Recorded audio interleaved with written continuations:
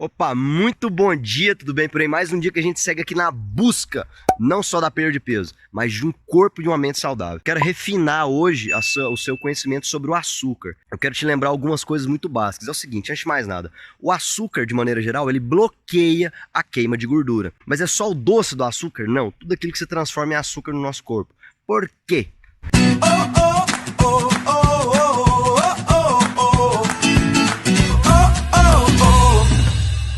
Porque tanto o açúcar quanto os carboidratos refinados, ultraprocessados de maneira geral, inclusive alguns, quando você vai atingindo um outro nível, você vai entendendo que batata doce todo dia vai atrapalhar o seu processo de perda de peso também. Por quê? Porque é um amido que se transforma no açúcar dentro do corpo. Então esse excesso de açúcar, ele faz com que o seu corpo não dê prioridade para as gorduras que estão estocadas para queimar. Então o nosso corpo, de alguma maneira, ele sempre usou o açúcar do carboidrato, ou o açúcar do doce, como fonte energética principal. É mais rápido para ele usar, porque ele consegue quebrar, processar e transformar em energia. A gordura que a gente tem estocada é um processo mais demorado, é a lipólise, né? Demora um pouco mais para acontecer.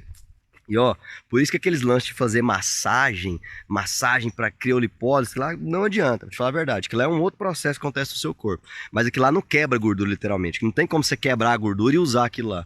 Existe um processo enzimático para que toda aquela estrutura da gordura seja quebrada e transformada em energia. Então, quanto mais açúcar você consome, menos você vai ter prioridade na utilização de gordura como fonte energética. Então eu quero refinar isso aí com você, tá? Se você sente que está estacionado no processo de perda de peso, identifica quais são os outros tipos de açúcar escondido que você está consumindo. Por exemplo, um excesso de batata, um excesso de outros tipos de carboidrato, tá? Por exemplo, a cenoura, ela tem bastante carbo. Pô, Elcio, mas eu vou tirar a cenoura, vou tirar o mamão, por exemplo. Não que você vai tirar, mas quando você alterna isso aí, por exemplo, por uma semana sem, o seu corpo ele já vai ter uma noção que ele vai ter que usar a gordura como fonte de energia. E depois, mesmo que você volte a comer, o seu corpo já está habituado a queimar aquela gordurinha para usar como energia. Então são os gatilhos que você tem que ir entendendo, é refinado, tá? Quanto mais você vai perdendo peso, vai entendendo sobre alimentação, mais você vai tendo que buscar estratégias diferentes para alcançar o seu objetivo. Agora, se você tá bem, sente que não tem que perder mais peso, segue o baile, continue e mantém.